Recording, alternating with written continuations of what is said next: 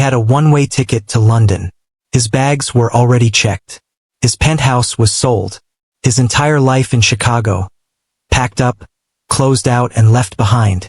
Marcus Holt had made his decision, and Marcus Holt never changed his mind. But then he heard it. Small, soft, cutting straight through the noise of the entire terminal like a knife through silence. "Daddy!" He froze. He doesn't have children. He has never had children. So he told himself to keep walking. Told himself it wasn't meant for him. Told himself, but he turned around anyway. And standing 20 feet away in matching yellow coats were two little girls with his jaw, his brow, and his exact shade of dark brown eyes staring straight back at him. And behind them, pale, trembling, clutching two tiny backpacks, was Claire, his ex-wife, the woman he divorced 4 years ago without a single phone call. She saw him, and she took one step back toward the door. How does a man spend 4 years believing he left nothing behind, only to find out he left everything? That is what we are finding out today. And I promise you, nothing about this story will go the way you expect.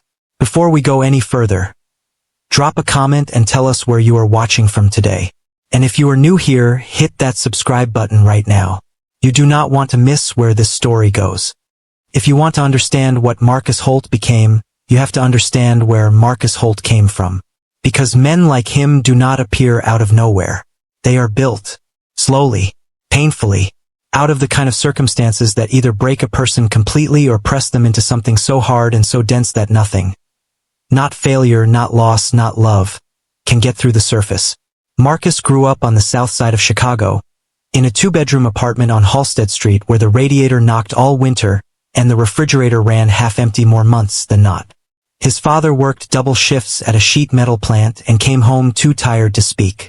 His mother cleaned office buildings 3 nights a week and still found time to iron Marcus's school shirts every single morning before he left the house, because she believed, she told him this constantly, that how you present yourself to the world is the first thing the world decides about you. Marcus never forgot that. He showed up to everything pressed, prepared, and 2 steps ahead of whoever was standing next to him. He was the first person in his family to finish college, the University of Illinois on a partial scholarship, working weekends at a freight dispatch company to cover the rest. That freight company is where it started. Not in a boardroom, not at a business school, in a warehouse on the west side, watching logistics coordinators waste hours on systems that hadn't been updated since the 1990s, and thinking quietly the way Marcus always thought, that he could do this better. He was 23 years old. He wrote his first business plan on the back of shipping manifests during his lunch breaks. By 29, he had his first investor. By 34, Holt Global Ventures had contracts with 4 of the top 15 retail distributors in the Midwest. By 38, his name was appearing in Forbes, in Crane's Chicago business, in the kind of publications his mother used to see in waiting rooms and never imagined her son's face would be inside. He was disciplined, controlled, methodical in the way that people who grew up with very little tend to be, because when you come from nothing, waste is not an option, not of money, not of time, not of emotion. Marcus did not waste emotion. He rationed it. He kept it tucked behind the same wall he kept everything else that made him feel exposed, and he told himself that was not coldness. That was efficiency. That was how you survived. And then he met Claire. It was a charity gala on the 48th floor of the Aon Center, the kind of event Marcus attended because his publicist told him he needed to be seen doing something other than making money. Claire was not supposed to be there. She had come as a last-minute addition with a colleague from her landscape architecture firm, wearing a navy dress she had borrowed and heels she would later admit were half a size too small. She was standing near the window looking out at the city lights when Marcus walked over, not because he had a plan, but because something about the way she was looking at Chicago made him want to know what she was seeing that he wasn't. They talked for 2 hours. She did not know who he was for the first 45 minutes, and those were the best 45 minutes of his adult life. Their courtship was fast. Their wedding was small and perfect. 40 guests at a restored farmhouse outside the city in September, with wildflowers Claire had designed herself and a string quartet playing too quietly for anyone to hear over the laughter. For a while, for a real, genuine while, Marcus was happy. Not the performance of happiness that he was used to wearing at events and interviews. Actually happy. The kind that sits in your chest quietly and doesn't need an audience. But the cracks came early. And they came quietly, the way the most dangerous cracks always do. Marcus worked. He had always worked. But after the wedding, the work expanded in the way that successful things do. More cities, more contracts, more trips, more early mornings and missed dinners and vacations rescheduled until they stopped being rescheduled and simply disappeared. Claire adjusted. She was patient in a way that Marcus mistook for contentment. She built a life around his absence. Her firm, her projects, her garden on the back terrace she tended alone every Sunday morning while Marcus was on a call with Singapore or Frankfurt or Los Angeles. And then she started going quiet. Not angry quiet. Not cold quiet. Just careful. Like a woman choosing her words more deliberately than she used to. Marcus noticed. And he interpreted it the way a man who has never learned to ask the right questions always interprets silence. He decided it was indifference. He decided she had stopped caring. He decided, with the same cold efficiency he applied to everything else in his life, that the marriage was a loss worth cutting. The divorce was his idea. He handed it to his attorney like a contract restructuring. Claire signed the papers 11 days later without a single phone call. And Marcus told himself that meant she felt nothing either. But what Marcus did not know, what he could not have known because he never once picked up the phone to ask, was what Claire had discovered exactly 11 days before he ever served her those papers. And that discovery, quiet, devastating, and kept entirely to herself, is the reason two little girls in matching yellow coats were standing in the middle of O'Hare Airport this morning. And it is the reason Claire Holt took one step back toward that door the moment she saw his face. To understand Claire, you have to go back. Not to the airport. Not to the divorce. You have to go back to a Tuesday morning in October, for years ago, when Claire Holt sat alone in the parking lot of a medical clinic on North Michigan Avenue and stared at a paper in her hands until the words stopped making sense and started making everything else make sense instead. Twins. 8 weeks along. 2 heartbeats, side by side on a monitor screen so small she had to lean forward to see them, and the technician had said it so gently, so carefully, like she already knew this news was complicated. Claire had driven to that appointment alone. She had told no one she was going. She had suspected for 2 weeks, said nothing, and quietly scheduled the visit the way she had quietly learned to schedule everything in her life that mattered, without bothering Marcus, without interrupting whatever call or flight or crisis had his full attention that week. She sat in that parking lot for 22 minutes. She cried for the first 9 and spent the remaining 13 rehearsing what she would say. She played out the conversation a dozen different ways.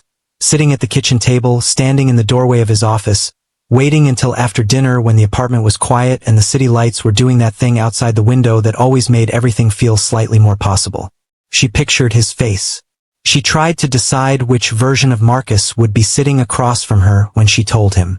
The Marcus who had danced with her in the farmhouse kitchen the night before their wedding. The Marcus who had once driven 40 minutes in a snowstorm because she mentioned offhand that she was craving a specific kind of soup from a restaurant in Lincoln Square. That Marcus, she told herself, would want to know. That Marcus would reach across the table and take her hand and say something she could hold on to. She drove home. She rode the elevator up to the 42nd floor. She was still rehearsing when she put her key in the door. And then she heard his voice. Low, precise. The voice he used in boardrooms and on earnings calls. Stripped of warmth, built entirely for efficiency. She stepped into the front hallway and stood there, still in her coat, still holding her keys, still carrying the paper from the clinic folded inside her jacket pocket. And she listened. I want this done quickly and cleanly, Marcus was saying.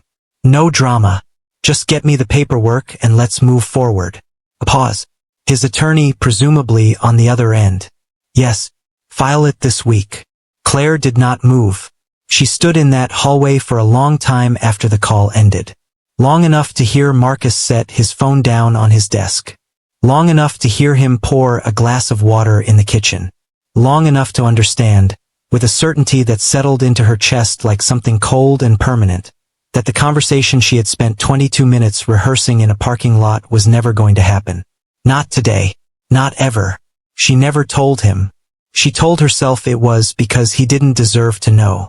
She told herself that a man who could arrange the end of a marriage the same way he arranged a vendor contract, calmly, efficiently, without once checking whether the other person in that marriage was okay, was not a man who had earned the right to be somebody's father. She told herself the girls would be better off, raised by one steady, present, devoted parent than split between a mother who loved them completely and a father who would inevitably treat their childhoods like a scheduling conflict. She had seen how Marcus handled the things in his life that demanded more than he was prepared to give. She had lived inside that. She was not going to let her daughters live inside it too. So she signed the papers. She said nothing. She packed what she could fit into her car and moved into a small 2-bedroom apartment in Evanston, 12 miles north of the penthouse. 12 miles and an entire world away from the life she had spent 3 years trying to build inside a marriage that had been quietly ending since the honeymoon. She had Lily and Nora alone. A Thursday morning in late April, 6 months after the divorce was finalized. In a hospital room with her sister holding one hand and a nurse she had only met an hour earlier holding the other. No one photographed it. No announcement went out. Marcus Holt did not know that on that Thursday morning, 2 people entered the world who had his eyes, his jaw, and the particular way he tilted his head slightly to the left when he was thinking hard about something. Claire named them herself. Lily Grace, Nora James. She brought them home to the Evanston apartment and she made it work. The way women who have no other choice always find a way to make it work. She went back to a design firm part-time when the girls were 8 months old. She built a routine. She built a life. Small and quiet and nothing like what she had imagined her life would look like at 37. But hers. Fully, completely, unambiguously hers. She told herself she had no regrets. And for stretches of time, long stretches, good stretches, she almost meant it. When Lily laughed so hard at breakfast that orange juice came out of her nose. When Nora fell asleep in the car on the way home from the park with one small fist pressed against her cheek and her mouth slightly open. In those moments, Claire felt something so complete and so sufficient that the question of Marcus barely registered as a question at all. But then Lily would tilt her head to the left when she was thinking. And Claire's breath would catch. Or Nora would laugh. That deep, unexpected, full-body laugh that was so entirely out of proportion for a 4-year-old and so entirely familiar. And the weight of what Claire was carrying would press down on her so hard she had to leave the room and stand in the hallway with her back against the wall until it passed. She had made her choice. She had built her life around it. She was not going back. And then, on a Tuesday morning in October, 4 years to the month from the day she sat in that clinic parking lot staring at a piece of paper, Claire Holt walked into O'Hare Airport with 2 carry-on bags and 2 little girls in matching yellow coats, on her way to visit her sister in London for the first time in 3 years. She had checked the departures board twice before entering the terminal. She had told herself, out loud in the car like a person who needed to hear the words in her own voice to believe them, that the odds of running into Marcus Holt in an airport this size, on this particular morning, were effectively 0. She had been wrong about Marcus before, and she was wrong about this too. 4 years is a long time to carry something alone. Most people do not understand that, not really until they have done it themselves. Until they have sat across from a 4-year-old at 7 in the morning, exhausted down to the marrow, answering questions about why the sky changes color at sunset and whether worms have feelings, and realized that there is no one coming to tag in. No one to hand it off to. No backup. Just you, the questions, the worms, the sunrise, and whatever reserve of patience and love you can find at the bottom of yourself before the coffee is even finished brewing. Claire found reserves she did not know she had. That is the honest truth of those 4 years. She surprised herself, quietly, consistently, in ways that no one outside her apartment ever fully witnessed. She learned to fix a leaking pipe under the kitchen sink by watching a video on her phone at 11 o'clock at night. She learned to negotiate with a 4-year-old about vegetables using a level of strategic patience that would have impressed her most difficult corporate clients. She learned that grief and joy are not opposites, that you can feel both of them at the same time in the same room, looking at the same 2 small faces. Grief for the life you thought you were going to have, and joy so fierce and so physical it sits in your chest like a second heartbeat. Lily and Nora were not easy children. They were not the kind of children who sit quietly in restaurants or fall asleep without negotiation. Lily was bold, opinions formed early, expressed loudly, revised never. She had decided at age 3 that her favorite color was orange, that dogs were superior to all other living things, and that injustice in any form. A crayon taken without asking, a graham cracker broken unevenly, required immediate and vocal correction. She was 4 years old and already the kind of person who made adults feel slightly accountable. Nora was different, quieter on the surface, but watching everything. She was the one who noticed when Claire was tired before Claire said a word, who climbed into her mother's lap on hard evenings without being asked, pressing her small warm weight against Claire's chest like a living compass. She laughed infrequently but enormously. That deep, sudden, full-body laugh that seemed too large for her frame, and every single time it happened, Claire had to remind herself to breathe. They were the reason she got up. Every morning, without exception. They were the reason she had rebuilt. Not just survived, but actually rebuilt. A life that felt, on most days, like something worth living deliberately. Her design firm had grown slowly but steadily. She had started taking on small residential projects during the girls' first year, working from the Evanston apartment during nap times and after bedtime, building a client base on referrals and the kind of quiet, consistent quality that doesn't make noise but accumulates over time. By the time the girls were 2, she had rented a small studio space. By 3, she had 2 junior designers working part-time. It was not the trajectory she had imagined for herself at 35. But it was hers. Built entirely by her own hands, on her own schedule, around 2 little girls who had no idea how much of their mother's internal life they were simultaneously anchoring and inspiring. The one person who knew all of it, the pregnancy, the decision, the fear, the whole unedited version of the last 4 years, was Dana, Claire's older sister. Dana, who was sharp in the way that genuinely loving people sometimes are, direct, occasionally blunt, allergic to self-pity but completely fluent in compassion. Dana had been in that hospital room the morning Lily and Nora were born. Dana had driven to Evanston at 2 in the morning during the first month when the girls would not stop crying simultaneously and Claire had called her in tears. Not because anything was wrong, but because she was so tired she could no longer remember what not being tired felt like. Dana had sat on the couch next to her with a cup of tea and said nothing for 40 minutes. And that nothing had been exactly the right thing.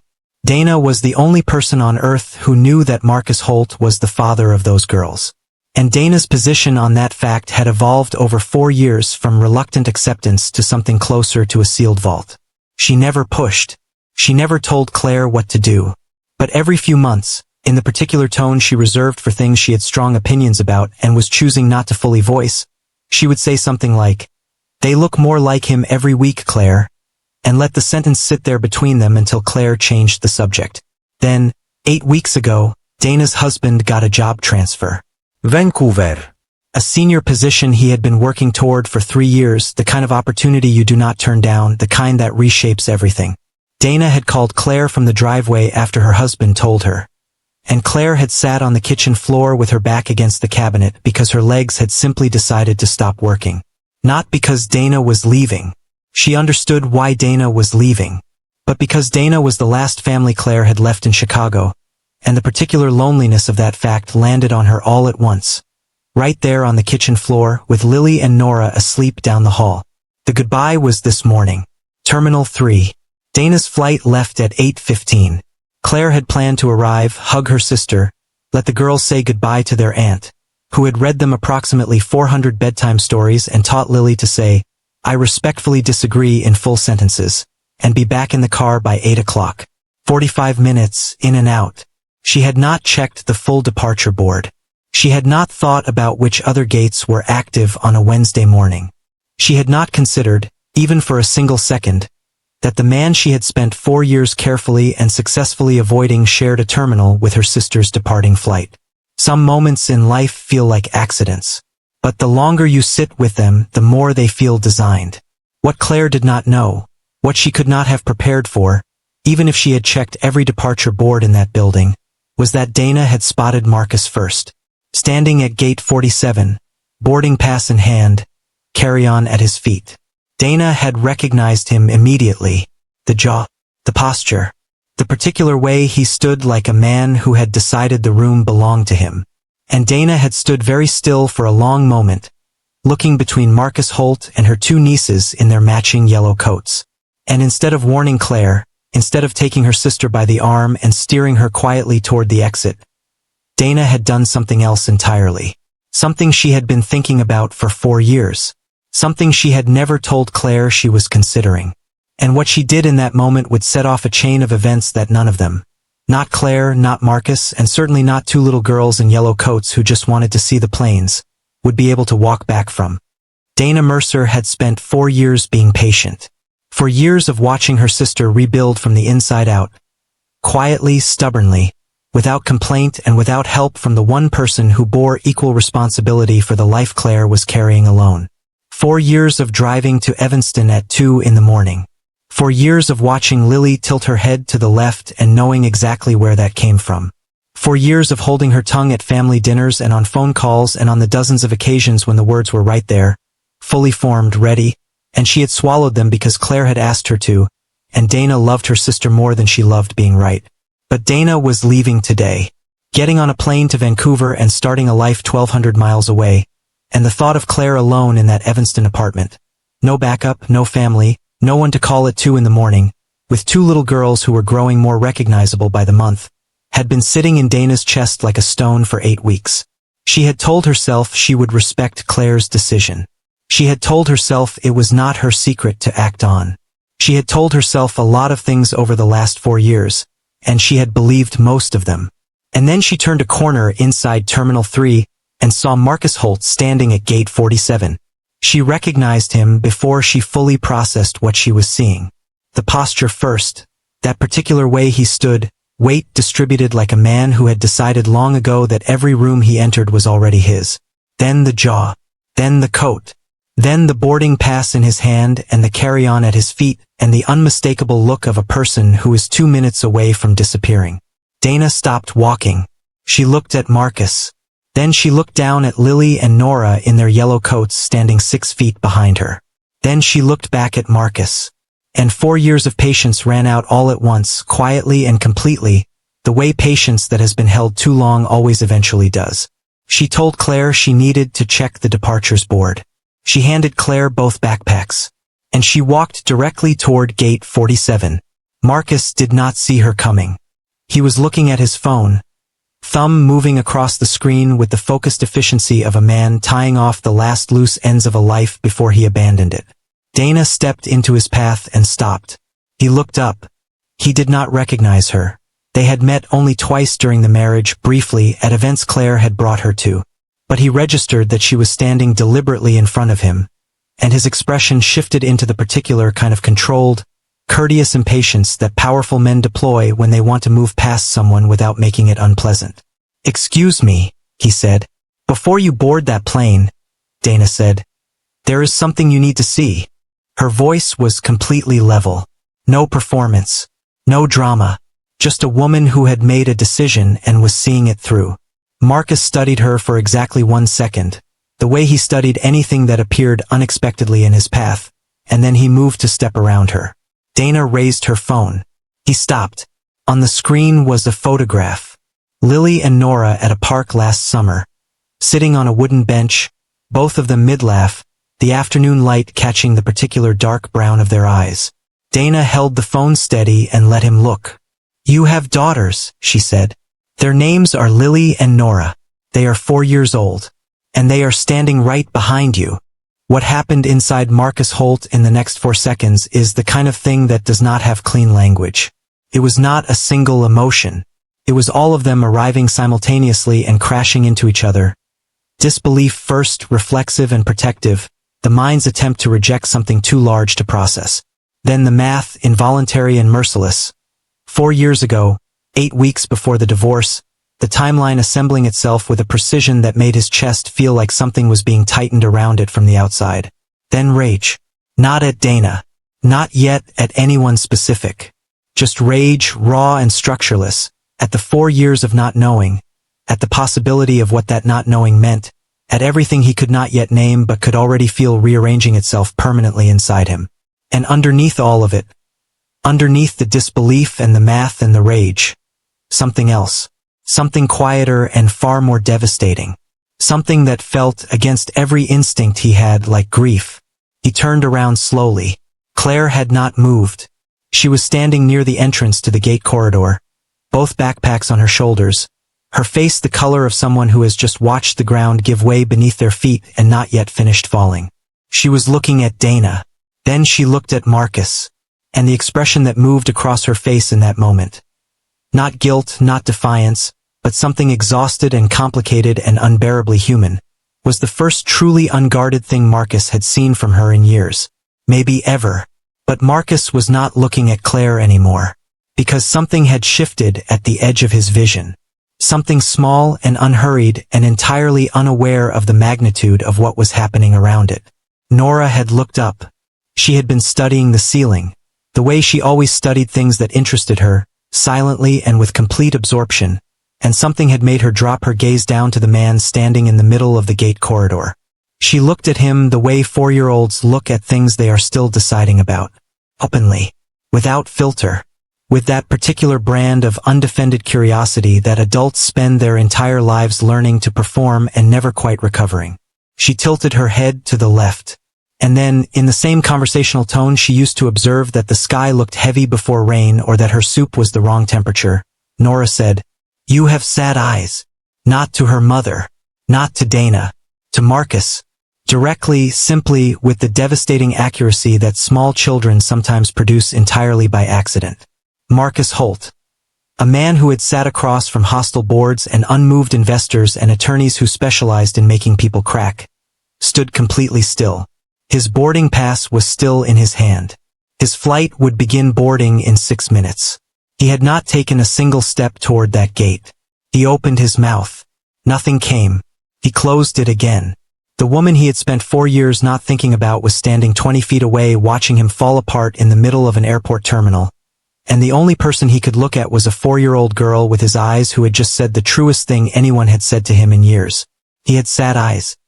He had had sad eyes for 4 years and not one person in his life. Not his attorneys, not his board members, not the assistant who managed his entire existence, had ever once mentioned it. And here was this child, this person who did not know him and owed him nothing and had no reason to offer him anything at all, looking up at him in a yellow coat in the middle of O'Hare Airport and telling him the truth. And Marcus Holt, for the first time in longer than he could accurately remember, had absolutely no idea what to do next. The airport lounge on the upper level of Terminal 3 was the kind of place designed specifically to make the world outside feel far away. Soft lighting, padded chairs, the low, careful hum of a room full of people who had paid for the privilege of not being in the main terminal. A bartender polishing glasses behind a counter that nobody was sitting at yet. It was barely past 7 in the morning, and the lounge had that particular early quiet of a space that had not yet decided what kind of day it was going to be. Dana had taken the girls without being asked. She had looked at Marcus, then at Claire, then back at Marcus and said simply, "There's a cafe downstairs. We'll get something to eat." Lily had immediately begun negotiating for a chocolate croissant. Nora had taken Dana's hand without a word and looked back over her shoulder at Marcus one more time before they turned the corner. That look, quiet, assessing, already filing him away somewhere, stayed with Marcus longer than he expected. He watched them until they disappeared. Then he turned back to Claire. They sat across from each other at a small table near the window. Chicago spread out gray and enormous behind the glass. Neither of them had ordered anything. Neither of them had spoken since they sat down. 4 years of silence had apparently not made the first sentence any easier to find, and for a long moment they simply existed in the same space. Two people who had once shared a bed and a life and a surname, now separated by 3 feet of airport lounge table and everything that had happened since. Marcus spoke first. "Why?" he said. Not loudly. Not with the controlled boardroom precision Claire had been bracing for. Just the word, flat and unadorned, like something he had been carrying at the back of his throat for the last 20 minutes and could no longer keep there. Claire looked at the table. Then she looked at him. And she told him. She told him about the clinic, the parking lot, the 22 minutes and the 12 different ways she had rehearsed telling him. She told him about the elevator ride up, the key in the door, the coat she was still wearing when she stepped into the hallway and heard his voice. She told him what he had said, the exact words, because she had replayed them so many times in 4 years that they had become part of her internal architecture. And she watched his face as she said them back to him. "I want this done quickly and cleanly. No drama. She told him what it had felt like to stand in that hallway with a paper from the clinic folded in her jacket pocket, listening to him dismantle their marriage like a quarterly report. And then she told him the part she had never said out loud to anyone except Dana. She told him she was afraid of him. Not of him physically. Not that. But of what he could do. Of the lawyers and the resources and the particular kind of power that a man like Marcus could bring to bear on a situation he had decided to control. She told him she had lain awake in that Evanston apartment during the first months, with 2 newborns and 0 backup, and imagined what a custody battle with Marcus Holt would look like. She told him she had imagined losing. She told him she had imagined winning and what winning would cost. She told him that the fear was not abstract or irrational. It was built from 4 years of watching him treat every obstacle in his life, including their marriage, like a problem to be solved on his terms and his timeline. She told him all of it. And then she stopped. And the lounge was very quiet. Marcus had not moved while she was talking. He had not interrupted, had not reached for his phone, had not done any of the things Claire had half expected him to do. He had simply sat across from her and listened in the way that people who are genuinely devastated sometimes listen. Completely carefully, the way you listen when you understand that the words being said to you are rearranging something permanent. When she finished, he was quiet for a long moment. Then he said, and his voice, when it came, was lower than she had ever heard it, stripped of every layer of the performance he had spent 44 years constructing. I would never have taken them from you. Claire looked at him, really looked at him, at the jaw she saw every morning on her daughter's faces, at the eyes that Nora had just correctly diagnosed in the middle of an airport terminal. She let the words sit between them for a moment. And then she said the most honest thing she had said to anyone in 4 years. I didn't know that, she said. I still don't. The silence that followed was not angry. It was not cold. It was the particular silence of 2 people who have just told each other the truth for possibly the first time, and are sitting very still inside the weight of what that truth actually costs. Marcus looked out at Chicago. Claire looked at her hands. Outside the window, a plane was taxiing slowly away from the gate. Unhurried, committed, already past the point of turning back. Neither of them mentioned his flight. Neither of them looked at the time. Think about that for a moment. Put yourself in that room. If you were Claire, carrying that secret alone for 4 years, making that impossible decision in a hallway with a piece of paper in your pocket and your heart breaking, what would you have done? And if you were Marcus, finding out in an airport from your ex-wife's sister that 2 little girls with your eyes had been alive in this world for 4 years without your knowledge, how do you even begin to process that? There is no clean answer here. And that is exactly what makes this story so hard to look away from. If you are still watching at this point, drop a comment right now that says, I'm still here. Let's see who is truly following this story. And tell us, whose side are you on right now? Marcus or Claire? We want to know. The cafe on the lower level of Terminal 3 was loud in the way that airport cafes always are. Trays sliding, espresso machines firing, rolling luggage bumping across tile floors. Dana had found a corner table, away from the foot traffic, and settled Lily and Nora in with 2 chocolate croissants and 2 apple juices, and was sitting across from them with a coffee she was not drinking, watching them the way she had watched them their entire lives. Carefully, with the particular attention of a person who loves someone and knows that loving them means paying close attention to what they are not saying. Dana had spent 4 years watching these girls. She knew them in the way that only consistent, devoted presence produces, not the highlight reel version of knowing, but the version where you know how a person holds their fork and what their face does before they cry, and which silences mean they are fine and which silences mean something else entirely. She knew that Lily ate her croissant from the outside in, methodically, saving the soft center for last. She knew that Nora would eat half of hers and then lose interest and start pulling the pastry apart into small pieces and arranging them on the plate in a pattern only she understood. She knew these things because she had shown up consistently for 4 years. And sitting in that cafe with Chicago running gray and cold outside the terminal windows, Dana felt the full weight of the fact that there was a man upstairs in a private lounge who knew none of it. Lily was the older twin by 6 minutes. She had arrived first and had apparently decided that entitled her to a certain level of seriousness. She was watchful in the way that children who have processed more than they let on tend to be watchful. observing a room before she entered it fully, cataloging faces, deciding. She had her mother's precision and something else that was all her own. A kind of quiet steadiness that occasionally made adults feel, in her presence, that they should choose their words more carefully. She was 4 years old, and she already knew when a grown-up was performing versus when they were being real, and she had very little patience for the former. She asked Claire roughly once a week why other kids had daddies. Not with accusation. Not with the theatrical grief that adults might script for a child in her situation. She asked it the way she asked most things, directly from genuine curiosity, waiting for an answer with the focused patience of someone who had learned that the quality of the answer depended on how clearly you asked the question. Claire always answered some version of the same thing, that families look different for different people, that she was loved completely, that love did not require a particular shape. Lily would nod. She would not ask a follow-up. She would return to whatever she had been doing. But Dana had noticed, over 4 years of these exchanges, that Lily always got a little quieter after.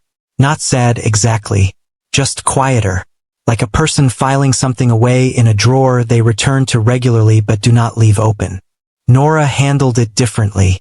Nora handled most things differently. Where Lily processed inward, Nora processed outward, in conversation, in narrative, in the full-body commitment to whatever story she had decided was true. Her preschool teacher had called Claire in February. Gently, carefully, clearly unsure how to frame it, to mention that Nora had told the class during sharing time that her father was an explorer, that he traveled to places that did not have phones or mail or any way to send messages home, that he was very brave and very busy, and that when he was finished exploring he was going to come back with something extraordinary. The teacher had asked, with great delicacy, whether this was something Claire wanted to address. Claire had sat in the small chair across from the teacher's desk and looked at her hands and said that she would talk to Nora at home. She had driven back to the apartment and sat in the car for 10 minutes before going inside. She had never told Dana that part. Dana had found out from the teacher at a pickup 3 weeks later. And she had carried it since then like a stone in her coat pocket. The image of Nora standing in front of her preschool class, 4 years old, constructing a father out of the only materials available to her. Not malice. Not confusion. Just a child doing what children do when they are missing something. Filling the shape of it with the most beautiful story they can find. But the moment Dana had never been able to fully set down, the one that surfaced at odd hours and sat with her in the quiet, was something Claire had told her one evening about 8 months ago, in the Evanston apartment after the girls were asleep, in the low voice that Claire used for things she was still deciding whether to say out loud. Claire had been unpacking the last of a moving box she had never gotten around to opening. One of the boxes from the penthouse, sealed and labeled and shoved to the back of the storage closet and ignored for 4 years. Inside it, near the bottom, she had found a photograph. Her and Marcus at a friend's wedding 2 years before their divorce. Both of them laughing at something outside the frame. It was a candid, no one had told them to smile, and so the smiles were real, the kind that reach the eyes and stay there. Claire had not known Lily was standing behind her until she heard the small sound of the box flap moving. She turned around. Lily was holding the photograph with both hands, very carefully, with the specific delicacy she reserved for things she sensed were fragile. She had not asked who the man in the photograph was. She had not asked anything at all. She looked at the picture for a long time. Long enough that Claire had to remind herself to breathe, and then she placed it gently back on top of the open box, smoothed the edge of it with one small finger, and walked back to her room. She never mentioned it. Not that night. Not the next day. Not once in the 8 months since. Dana had told Marcus the story later that afternoon, in the parking garage, while Claire was getting the car. She had told it plainly, without editorializing, the way you tell a story when you understand that the facts are already doing everything the words need to do. Marcus had listened. He had nodded once when she finished. And then he had gotten into his car in that parking garage and he had not moved for 45 minutes.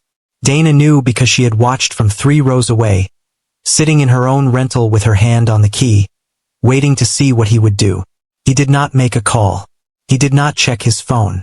He just sat there in the driver's seat with both hands on the wheel and the engine off, staring at the concrete wall in front of him.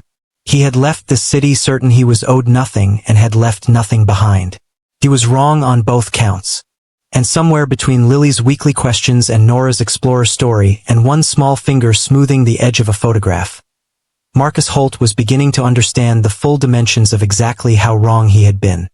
Flight BA-296 to London Heathrow departed O'Hare International at 8:42 in the morning. Gate 47. On time. Marcus Holt was not on it.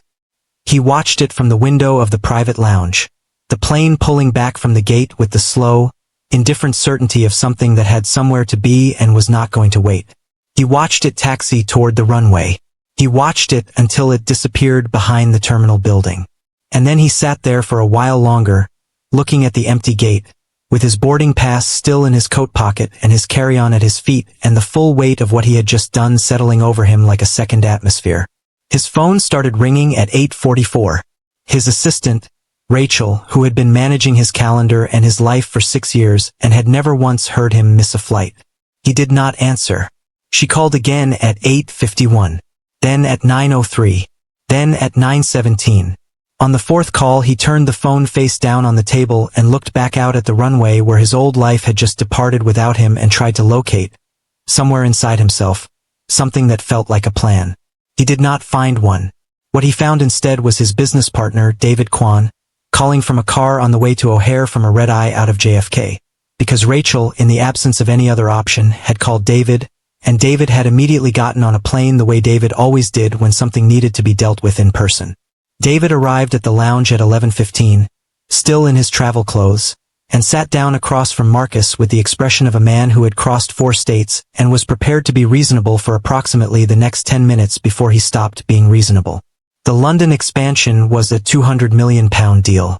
18 months of negotiations, regulatory approvals, investor commitments, and carefully managed relationships with 3 separate UK-based logistics firms who had agreed to partner with Holt Global specifically because Marcus was going to be on the ground in Mayfair, visible, present, and accountable.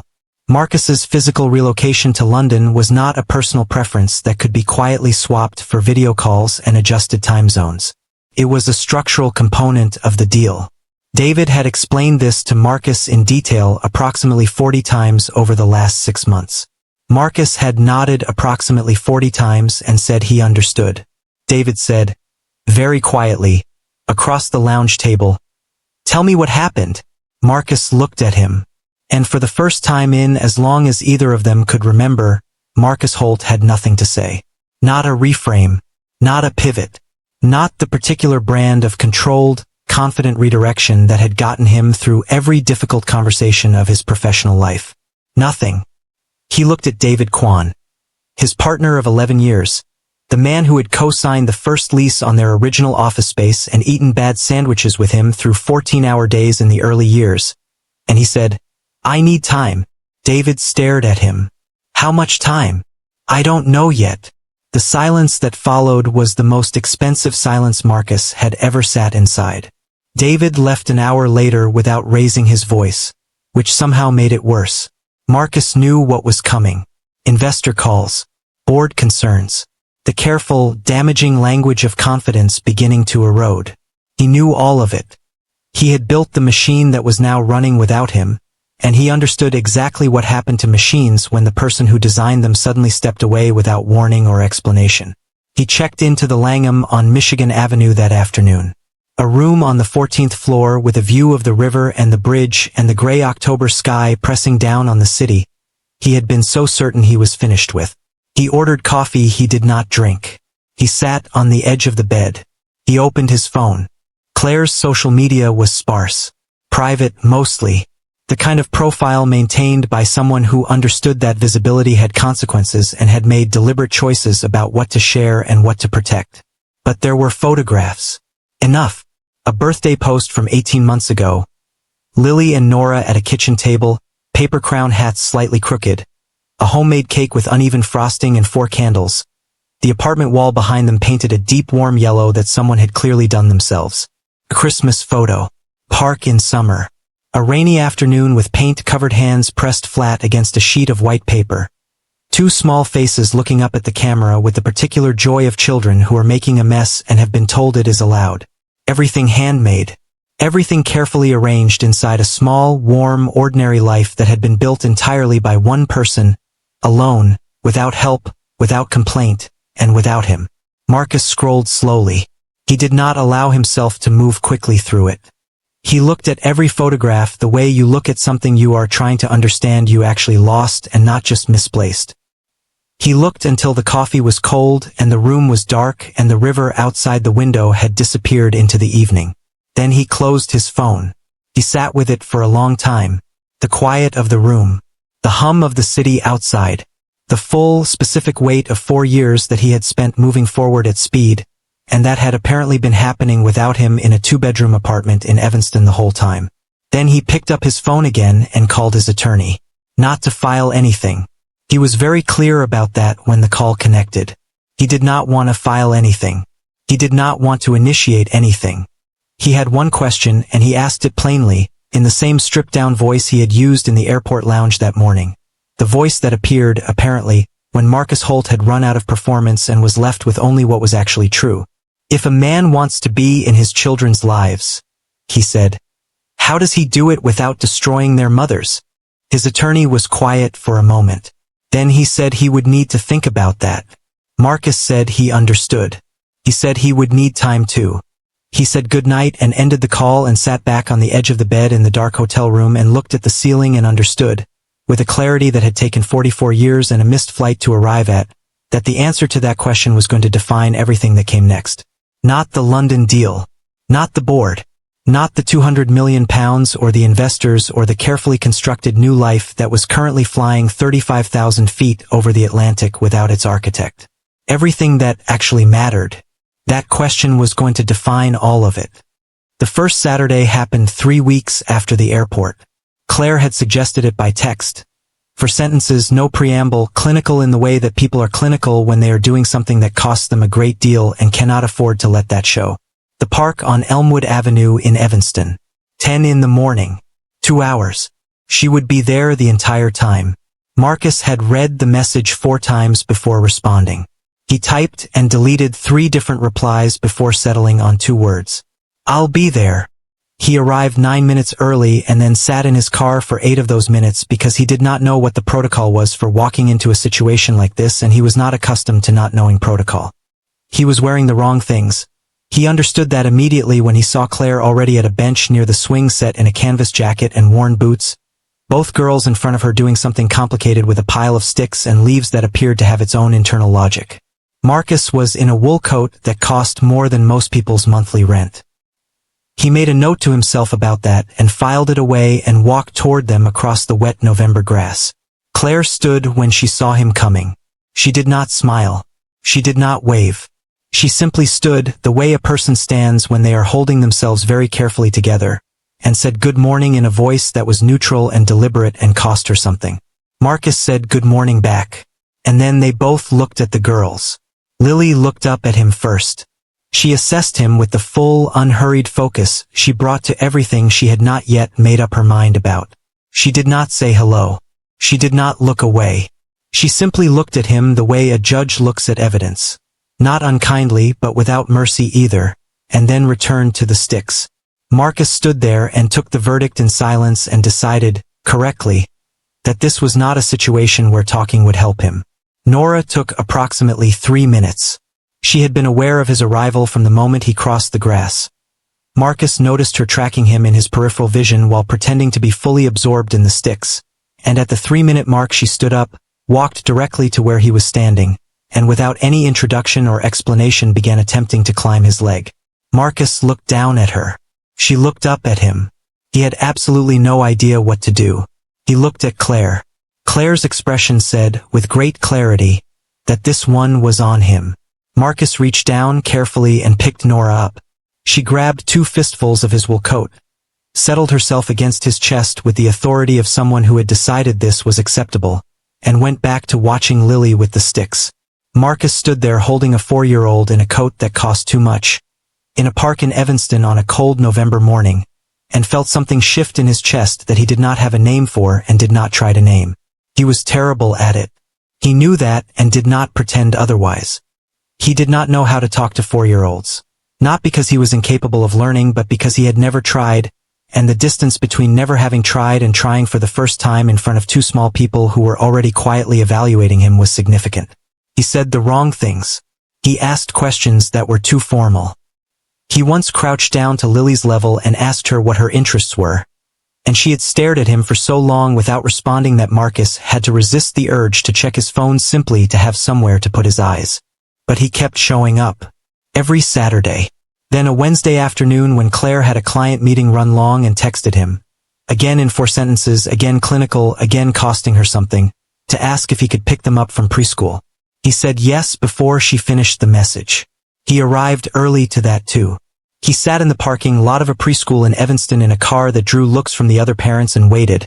And when Lily and Nora came through the door in their backpacks and their coats, Lily stopped when she saw him, evaluated the situation for 5 full seconds, and then walked to his car with the measured acceptance of someone updating a previously held position based on new information.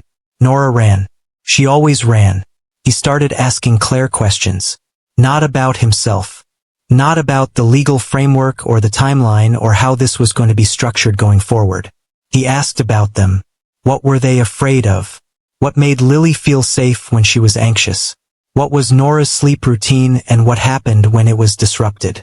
What did they eat and what did they refuse and what were the specific conditions under which a refusal could become a negotiation and a negotiation could become a meltdown?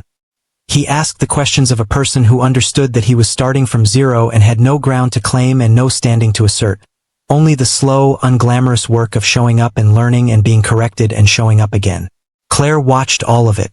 Carefully, from a distance she had decided was appropriate, with the particular vigilance of a woman who had protected 2 people for 4 years alone and was not yet ready to lower the perimeter entirely. She was not ready to forgive him. She was not even sure forgiveness was the right word for what this was or what it would eventually require. Forgiveness implied a clean resolution, a line crossed, a before and after.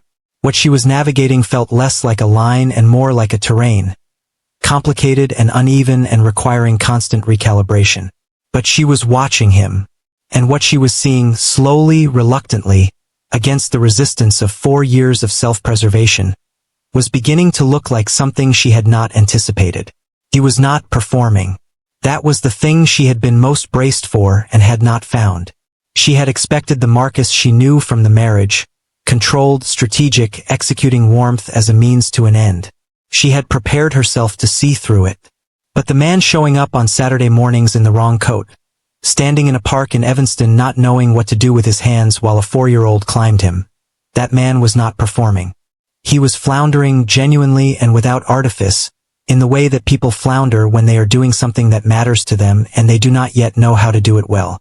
And Claire, despite everything, knew the difference. He was trying. Not for appearances. Not for legal standing. Not to rewrite the narrative of who Marcus Holt was in the eyes of a board or a press release. He was trying because for the first time in his adult life, longer than that, maybe, Marcus Holt was genuinely, physically terrified of losing something that actually mattered. Not a deal. Not a valuation. Not a market position. 2 little girls who smelled like apple juice and wore paper crown hats and had his eyes and had been alive in the world for 4 years without him knowing, and who were, against every reasonable expectation, beginning to let him in. But just when it seemed like the hardest part was behind them, just when the fragile, painful, painstakingly constructed scaffolding of this new arrangement was beginning to hold weight, someone else entered the picture. And they had not come to help. The story ran on a Thursday morning.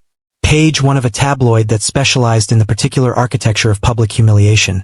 The kind of publication that understood that the most damaging headlines are not the ones that lie outright but the ones that arrange a version of the truth in the most unforgiving light possible and then step back and watch. The headline read, Holt Air Crisis. Billionaire abandons £200 million deal after secret family revealed. Beneath it, a photograph of Marcus leaving the Langham 3 weeks earlier, slightly blurred, taken from a distance by someone who had been paid to wait. The article was 6 paragraphs long and contained Claire's name, a reference to twin daughters, and the strong implication that Marcus had known about the girls and concealed them for personal and financial reasons. None of that last part was true. The article did not appear concerned with that distinction. David Kwan had not written the story himself. He would not have done that directly. But Marcus knew, with the certainty of 11 years of partnership and the particular way that information moves through financial networks, exactly whose phone call had landed on a tabloid editor's desk. The London deal had cost David relationships, credibility, and a considerable amount of his own capital.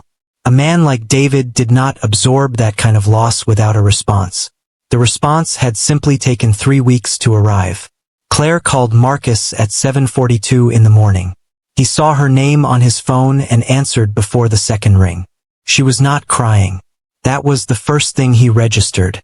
Her voice was steady, not cold, not performative, just the particular steadiness of a woman who had already moved through the initial impact of something and arrived at the place where decisions get made.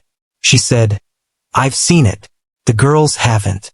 I need to know what you plan to do." Marcus had been sitting at the desk in his hotel room since 6, the article open on his laptop, his communications director's text stacking up unanswered on his phone. There had been 6 messages from Rachel, 4 from his board chair, 2 from his publicist, and 1 from his attorney that consisted entirely of the words, "Call me immediately." He had read all of them. He had answered none of them.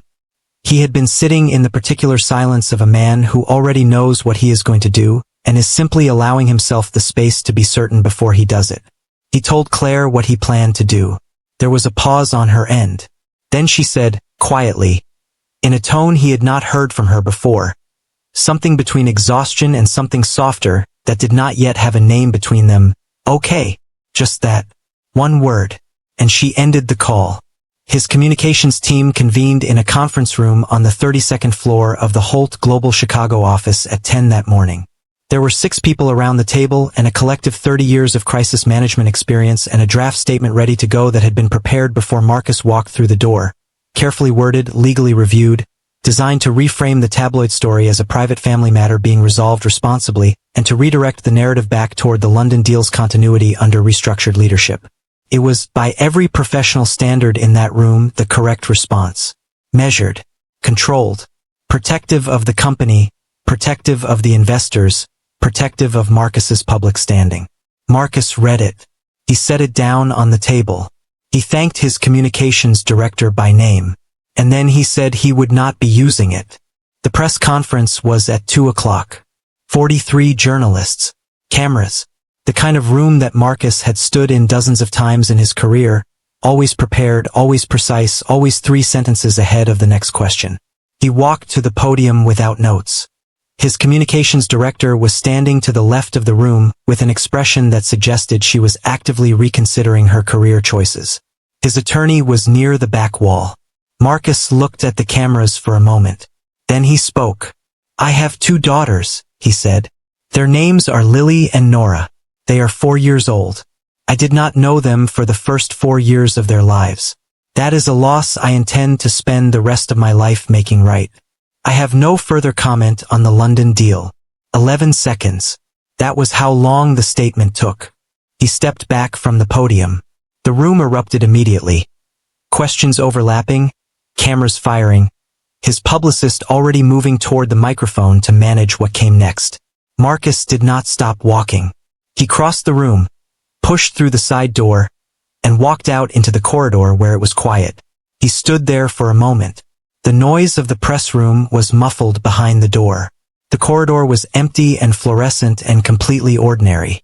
Marcus Holt, who had built a $200 million company and missed a flight to London and stood in a park in Evanston not knowing what to do with his hands and just told the truth in front of 43 journalists without a single note, stood in that corridor and breathed.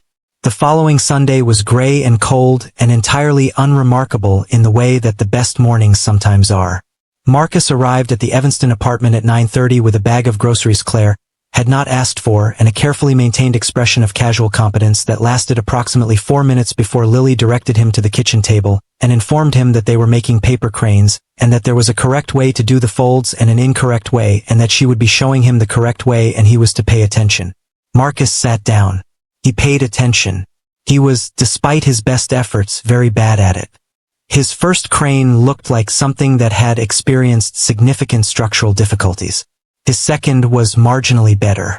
Lily examined both without comment, which Marcus was beginning to understand was her version of diplomacy.